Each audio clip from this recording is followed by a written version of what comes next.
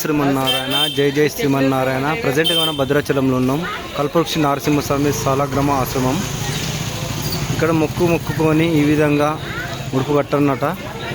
కోరిన కోరికలు ఏదైనా జరుగుతుంది.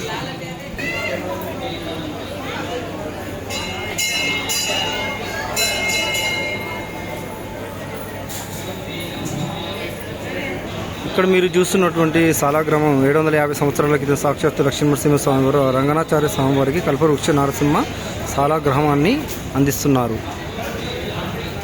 శ్రీమన్నాచార్యులు డాక్టర్ కృష్ణ చైతన్య స్వామి వారు